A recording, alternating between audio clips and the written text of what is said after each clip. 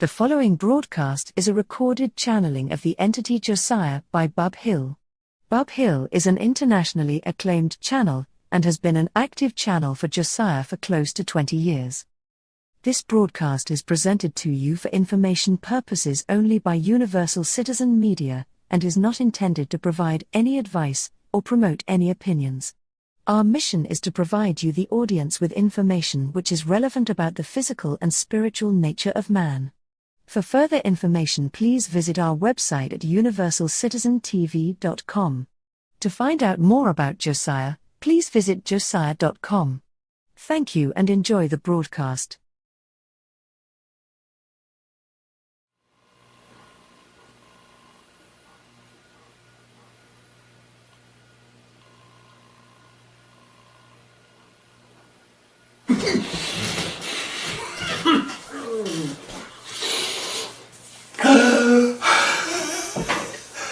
Well now, it is indeed a pleasure to once again be invited back into your vibrational level, and we would like to express our greetings to each of you, and as well to express our gratitude for you once again offering us this opportunity to enter into and to interact with each of you in your reality, in your vibrational level. Now, before we begin, we would suggest that there exists for each of you the possibility to be involved in what I like to refer to as a silent communication or a telepathic interaction and exchange of information with other entities that would be with us on this afternoon, or indeed that portion that you like to refer to as your higher self. And you will find, as a result of the energy that you have created in this space on this afternoon, that it's quite easy for you to alter your consciousness and to enter into what you might term as a meditative state, and in that altered state of consciousness participate in that silent communication, in that telepathic interaction and exchange of information. And once again, the information that you receive in that altered state of consciousness is much more pertinent to your individual needs and desires than is this information that we attempt to express to you through this rather limited use of a vocabulary. So we would encourage you to take advantage of that opportunity and to alter your consciousness, enter into that meditative state and participate in that telecommunication that's possible for each of you to experience. Now, we have suggested that you exist in an illusionary reality in your vibrational level, in which you have put in place what we refer to as an electromagnetic type of energy that limits your capacity to understand not only who and what you truly are, but limit your capacity to understand that you create your reality. It's not a case of you creating some parts of your reality for which you're willing to accept the responsibility, but rather you create it all. You are involved in this creation of this illusionary reality that you experience in your awakened consciousness state. And you, at some level of your consciousness, agree to participate in the creation process. When we suggest that it's illusionary, that's not to suggest that it's insignificant. For many times, through the utilization of your vocabulary, something like illusionary can mean that it's insignificant, that it's not important, and it's not that way at all. But nonetheless, it's an illusionary reality. It's a very difficult one for you to sustain, and it takes a tremendous amount of energy for you to sustain it in your awakened consciousness state. But nonetheless, you create it all. You, as individuals and as a human consciousness, create this vibrational level. And while it's possible for you to hold the concept that your consciousness exists throughout your entire physical being, in each and every cell of your entire being, it becomes more difficult for you to grasp the concept when we suggest that that consciousness exists within each and every atom of your entire universe. You are all that is. So you create this reality through your beliefs and belief systems, what it is that you desire, what it is that you truly desire to bring into your reality. And in your awakened consciousness state, it many times becomes difficult for you to accept that this reality that you're experiencing is something that you desire, particularly if it's what you refer to as a less than desirable reality. If you're experiencing some type of illness, for example, it's very difficult for you to accept that you chose that you chose to experience that you hold beliefs and belief systems that are being validated. It becomes very difficult because in your awakened consciousness state, you judge as to whether an experience or a feeling or an emotion that you're experiencing is good or bad, right or wrong, desirable or less than desirable. But from the level at which you create this reality, there is no such judgment. The spark of consciousness that you are, the oneness that exists within your vibrational level, creates what it is that you desire without judgment as to whether it's right or wrong, and rejoices in that creation process. Gives to you, validates your belief systems without judging, without determining whether or not that's something you should or should not experience. And so it's important to understand what it is that you desire. It's important to understand that what you hold in your consciousness, in your conscious thoughts, influences your reality, your thoughts and feelings. Your thoughts and feelings influence your choices and decisions. And your choices and decisions are influenced by your beliefs and belief systems, your attitude. What do you believe? Now, many of the beliefs that you hold, you put in place in your altered states of consciousness, and it becomes very difficult for you to understand that in your altered state of consciousness, in what we would refer to as your between incarnational states, you put in place various beliefs and belief systems for the possibility of experiencing certain scenarios in a particular incarnational period, in a particular lifetime. And not only do you put in place those beliefs or belief systems, but the individuals that you agree to participate in within that lifetime also understand and hold and agree to participate in the correction of those beliefs and belief systems for the possibility of you experiencing the intense emotions of range of emotions and feelings that are associated with those realities that you're creating when you believe you're not in control. So what do you believe? What do you believe becomes very, very important. And it can be very difficult for you to understand what those beliefs and belief systems are. But it's not difficult for you to understand that the reality that you're experiencing is also influenced by your thoughts and feelings.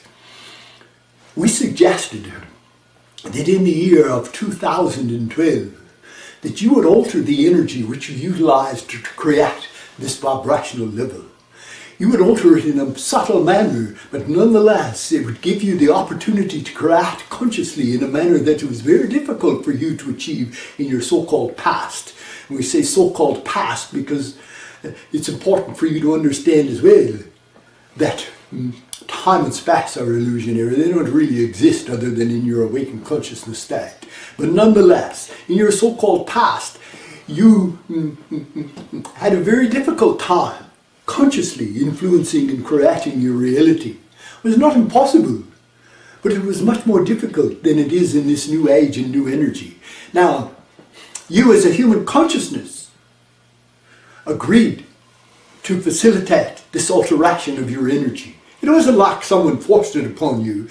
It wasn't like there was some entity out there that said, oh, well, we're going to change the way that they have the capacity to create the reality. You, as a human consciousness, chose to make that change. And consequently, as a result of that change, what you hold in your consciousness has a greater influence on your reality than it had in your so-called past. And so it's important to understand that your thoughts and feelings are having an effect on the reality that you experience. Now, That doesn't suggest that it's only the positive thoughts and feelings, what you term to be positive thoughts and feelings, are affecting your reality.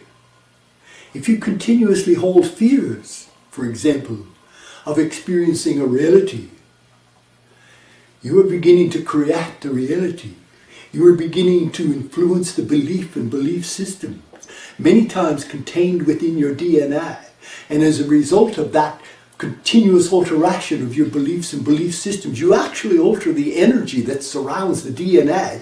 And you take a particular belief or belief system and you alter it from a probability into a possibility, or conversely, from a possibility into a probability.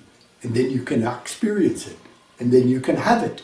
And then that spark of consciousness that you are rejoices in the creation process. So it's important for you to understand that what you hold in your consciousness influences your reality.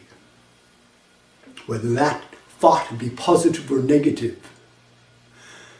is immaterial.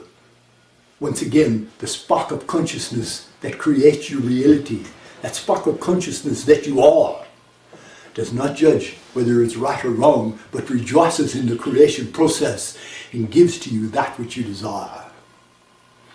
So it's important as well to understand what it is that you desire. You see, when you hold in your conscious thought something that you desire, and you perpetuate that thought, then you enhance the possibilities of creating that reality. And so understanding what you desire becomes very important. You need to have a firm grip, if you wish, on what it is that you desire to experience in this reality. And you hold that thought in your consciousness state. And when you begin to hold that thought, then another method that you utilize in creating your reality is your imagination. If there's something that you desire to experience, then the more that you can imagine it, the more detailed your imagination, the greater your chances and possibilities of creating that reality. So imagination becomes very, very important. And so you have this desire, and then the imagination of what it would be like to create it. Then comes expectation. And there is where many of individuals fall short in this creation process. The expectation. Do you really believe that it's possible for you to create your reality? Or do you hold the belief or belief system that there is some entity out there that's influencing your reality over which you have no control? Or do you believe that you have guides and angels that you must put in place and must agree with you and would assist you in creating that reality? You can have all that. We're not suggesting that that's wrong. Absolutely not. We're not suggesting that any of the realities that you create are wrong. They're a validation of your beliefs and belief systems. And if you choose to believe you're not in control, you can have that too. You can create all types of realities that prove to you in your conscious state that you're not in control.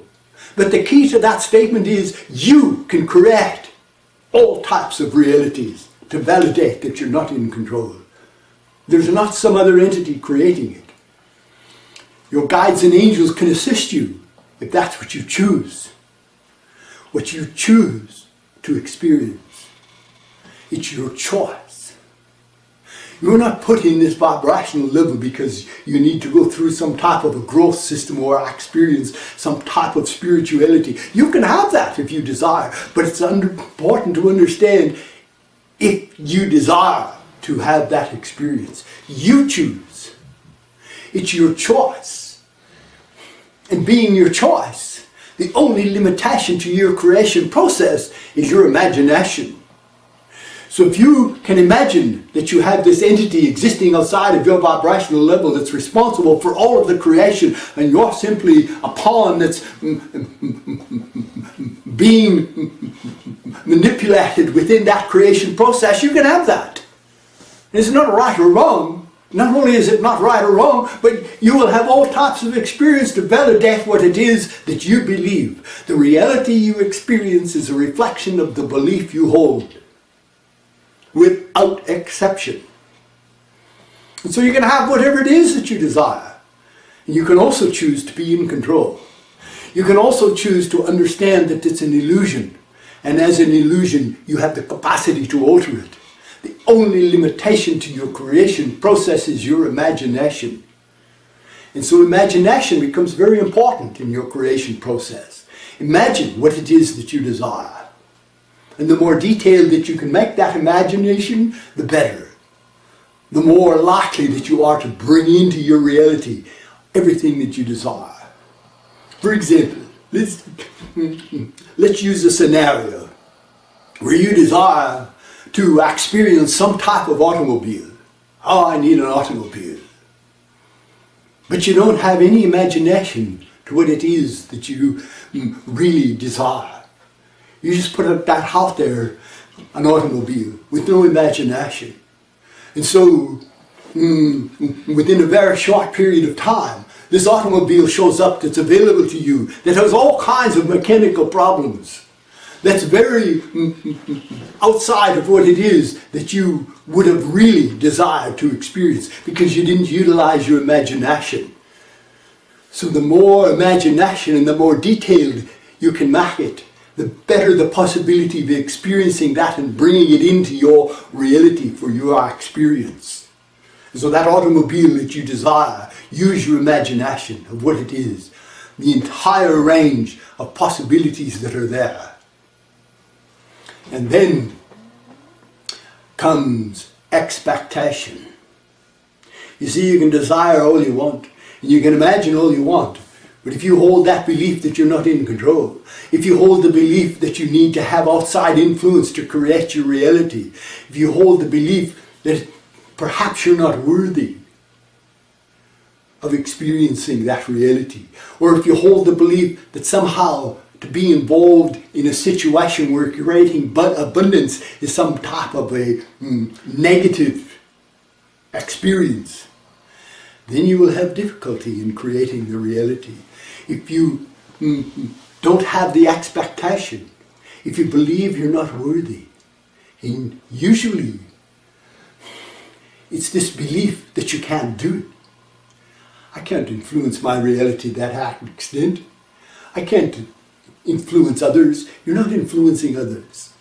You're interacting with others who agree to participate, to validate your beliefs and belief systems, to assist in bringing into your reality that which you desire. And they don't do that just because they're trying to be really nice to you. They do that because it allows them to be involved in an experience, for them to experience the intense range of emotions and feelings that are involved in that interaction. And so it's a mutual agreement for a mutual benefit. So expectation becomes very important. Many don't believe that they're worthy. Many can't have that expectation, particularly when it becomes something that you perceive as being very difficult to achieve. For some that could be abundance. Some individuals have a very difficult time in creating abundance, while you will notice that others, it's not a problem at all. It's simply there. When they need the financing, when they need that abundance, whatever it is they need, it's there. For others it might be relationships, for example, have difficulty creating relationships and being involved in and sustaining relationships. No problem with the abundance part, but difficulty with the relationships. For others it can be exactly the opposite. What do you believe? What do you believe that is possible for you to experience, and what are your expectations? One of the biggest difficulties in expectations is that many individuals don't experience in your awakened consciousness state a sense of self-love. Many individuals will suggest to you that they experience self-love, but we would suggest that it's quite rare in your so-called interactions with others in your awakened consciousness state. It's not that you're not capable of understanding self-love, because the reality that you create is from a position, from that spark of consciousness that you are, that is absolute unconditional love. And so you have that capacity, but you choose to hide from it. You choose to not bring it into your reality. You choose to not experience it, because it makes it seem more like you're not in control. It makes it seem more like there are other entities that are influencing your reality and you have no control over that. You can have it if you want, once again. We're not suggesting that it's right or wrong, but it's your choice. It's always your choice. And so self-love becomes very important. But before you can experience self-love, you have to like who you are. If you don't like who you are in your awakened consciousness state, self-love becomes very difficult. Like who you are.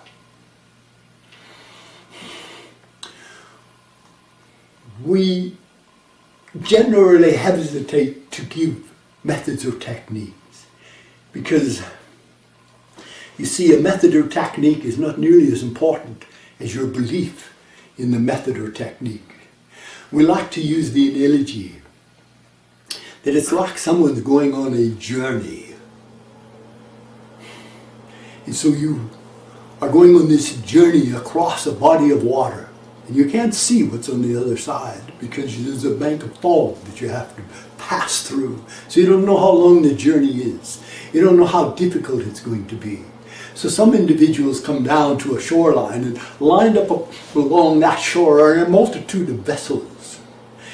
Many individuals run up and down the shore, checking out each vessel, checking out whether or not it's seaworthy, checking out the crew, checking out whether or not it has enough provisions for you to be on a sustained journey that seemingly is unknown to you.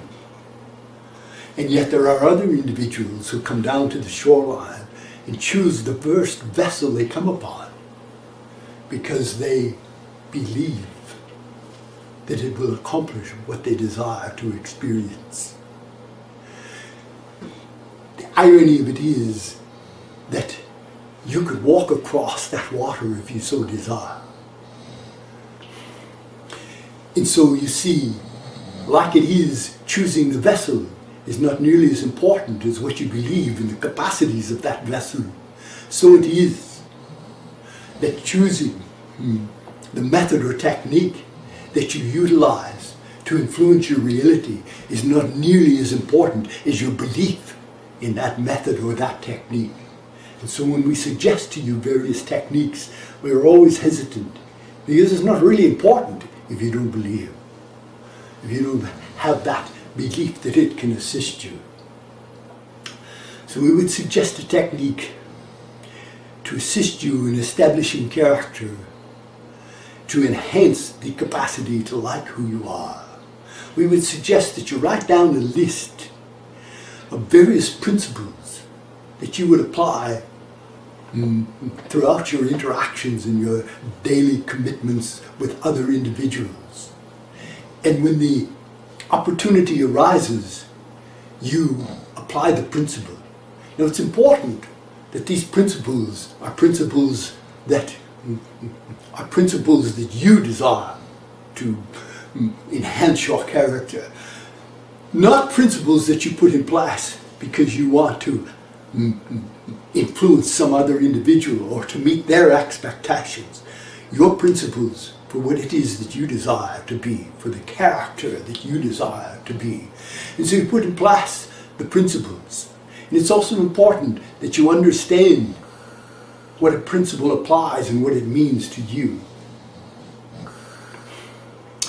For example, what does the principle of integrity mean to you, if that's one of the principles that you choose? For some, integrity can mean when you're confronted with a situation and you think it over and decide, well, I need to do this because that's the right thing to do, and so you act with integrity. We would suggest that true integrity is when you do the right thing spontaneously without having to think it over. But it's important, once again, that you utilize within your own consciousness what those principles mean that you're putting in place. And then when the opportunity arises, you apply the principles. And as you apply the principles, you begin to strengthen your character. Now, it's important as well to understand that there will be times that you fail to apply your principles. And it's rather ironic that in your awakened consciousness state, many have the tendency to dwell on the negative aspects of their reality creation. So let's say that you apply your principles 9 times out of 10, and then you miss applying the principle on one instance. Many individuals dwell on the miss. You achieve 90% in any other capacity in your so-called judgment of interactions. You would consider 90% to be very, very successful. And yet you have a tendency to dwell on the one time that you failed. Dwell on the positive, not the negative.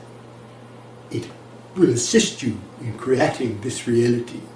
It will assist you in keeping your mind in that positive state.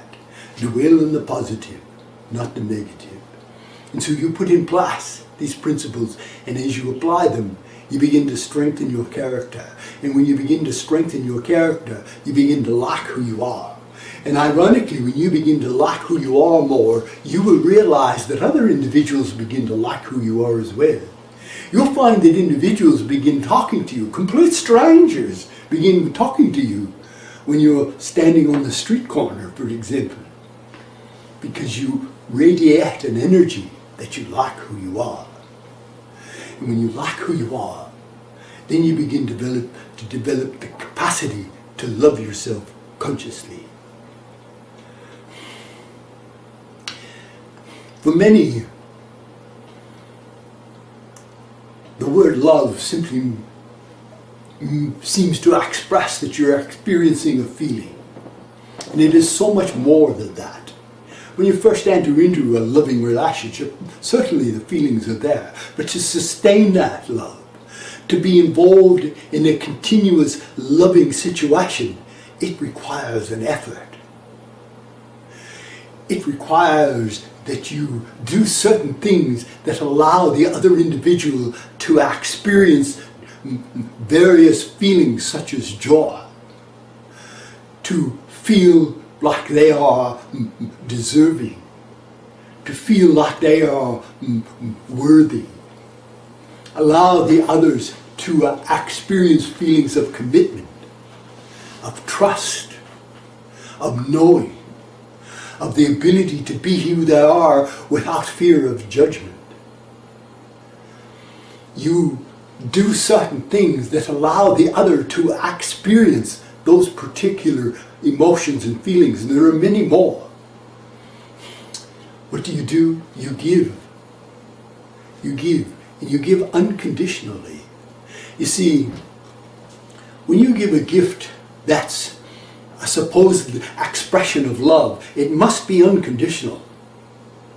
If you put a condition on that gift, then it's no longer a gift of love, it's a contract. Now, you have contracts that go on between individuals all the time in loving relationships. There's nothing wrong with that. It allows you to establish boundaries. It allows you to establish what you can and can't do. It gives each an understanding of how far they can go in a certain situation. Those are gifts that are given with conditions, and they are contracts. For example, you may choose to finance your child through some type of advanced education, and you put in place the finances that are necessary for that advanced education. But then you also put in place a rule, a condition, that if they don't live up to certain standards in terms of their achievements, then that financing will be stopped. You now have a contract. It may be between two individuals who are involved in a loving relationship, but nonetheless, when you put in that condition, you form a contract.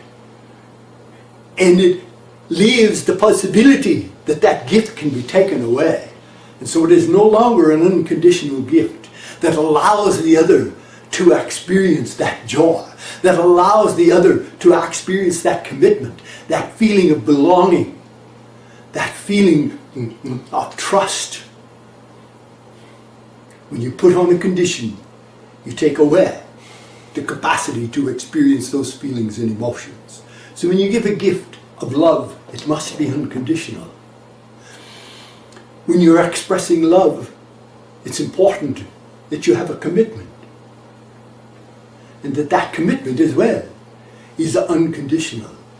When you make a conditional commitment, then again, the other's always worried if they don't live up to the conditions, then the love will be taken away. It must be unconditional. You allow the other to experience trust. And it's important to understand what trust is. So many people would suggest, well, yeah, I trust someone. When you trust someone, there are certain elements that must be in place for it to be a trusting situation. First of all, you must have something to lose. If you don't have nothing to lose, it's not a trusting situation. And the loss must be greater than the gain. For example, if you were to go and buy a lottery ticket and you pay one of your dollars in order to achieve that lottery ticket, and you trust that you're going to win 100 million or $100,000, whichever it is, then the gain is much greater than the potential loss. And it must be the other way around. The potential loss must be greater than the potential gain. When it's the other reversed, so that the potential gain is greater than the potential loss, you are now in a gambling situation. You are not in a trusting situation. And so the potential loss must be greater than the potential gain. The other thing, when you're involved in a trusting situation or a trusting scenario, you must solicit the other person's trust. You can't suggest to someone some instance and then say, oh, by the way, I trust you to not advance this information. It's too late. You need to solicit that trust before you enter into the trusting situation. And so it's important to understand what these particular elements that are involved in love really mean.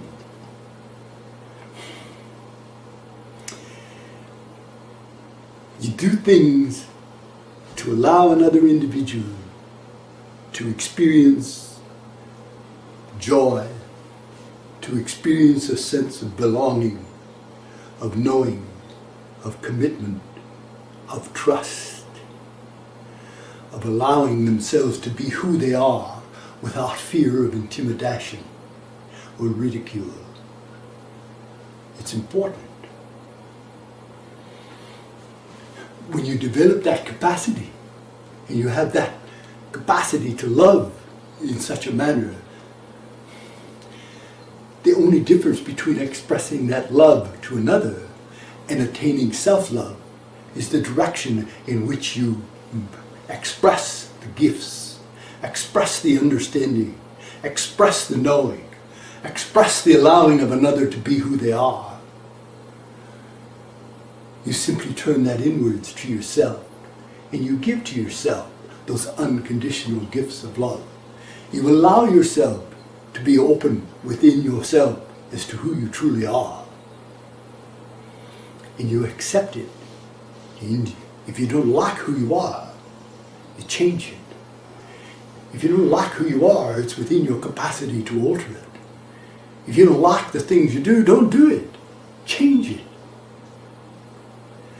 Now for many that becomes very difficult, because you see, it could be connected to your particular source of income, for example, and you believe that abundance, income, some type of employment can be difficult to achieve. You believe. You make the choice. You make the choice to be involved in the situation because you believe. You've been taught, if you wish, throughout your existence in this particular incarnational period. in a family situation that you chose to be involved in, not something that was forced upon you randomly, but you chose to be involved in, for the opportunity to experience the interactions that are occurring within that family relationship. So you choose to come into a family where the so-called parents, the so-called adults, if you wish, are going to tell you that, for example, it's difficult for you to obtain employment. It's difficult for you to achieve abundance. Or you may even be given the thought process that somehow achieving abundance is evil. Money is the root of all evil. If you believe that, then it becomes difficult for you to step outside of that belief system and to accept that abundance is as easily for you to create as any type of other element that exists within your creational being. What do you believe? It seems like such a simple statement, but it's the absolute key to understanding how it is that you created this reality. Now, we talked to you about techniques. Many individuals continuously search for the answers to the questions of the subjects that we've spoken about this afternoon. And they continue to go to different seminars. They continue to go to different so-called gurus, if you wish, people who seemingly know the answers, looking for a solution. We would suggest that you will not find it written in a book. It cannot be explained. When you attend the seminars, they can offer you an opportunity to have some type of a technique or belief that you can believe in that can assist you, but they cannot give you the answers. The answers you seek are within inside, and it's an experience as much as it is some type of a written or communicated verbally answer. It's just not possible. It's a feeling. It's a feeling that when you experience it, it's like a light comes on in your awakened consciousness state, and it's, oh yeah, I can do that. And so while you continuously search for these answers through various seminars, or you search through various types for the answers, or you buy books for the answers, we would suggest that the answers that you seek are within inside each of you. Go within inside. Learn to alter your consciousness while maintaining your awareness. Learn to meditate, and in that meditative state, have the capacity to have that experience, that understanding that this is an illusion, that understanding that you are all that is, that understanding that you create your reality. And when you can understand that, and when you can hold that as a belief, then you begin to have the expectation that what it is you desire and imagine can come into your reality. It gives you that capacity to like who you are. It gives you that capacity to love yourself consciously. And when you love yourself consciously, it's much easier for you to love someone else. You can't give to someone something that you don't understand. You can't give someone something that you don't have yourself. And so by going within inside and connecting with that spark of consciousness that you are, you get that awareness. You get that understanding. Once again, you get that expectation. You begin to know who and what you truly are. If you can know who and what you truly are, then you begin as well to know why you exist in this vibrational level. And when you grasp that understanding, then the illusion becomes insignificant. It's not really that important anymore. You begin to understand that time and space don't really exist. You begin to understand that you can alter things that you thought were not possible for you to alter in your so-called past. What do you believe? The only limitation to your creation process is your imagination, and the only limitation are your beliefs and belief systems. What do you believe? The reality you create is a reflection of the belief you hold. It is so simple that it's disarming. It is so simple that it defies logic.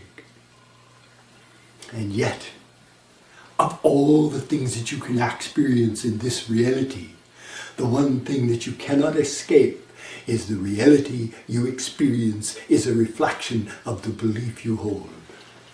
You create your reality, not just some of your reality, entirely in conjunction with the other entities that exist within this vibrational level. You are the God you search for.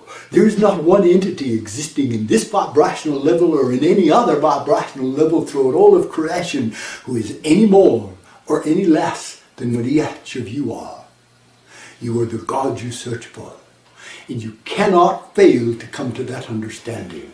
At some point in your consciousness, you will eliminate this so-called electromagnetic energy that you put in place. When you choose to leave this vibrational level, when you choose to leave, it's not that you have to become more advanced, you have to become more enlightened. Unless you want to have that experience, you can have it, but it's not necessary.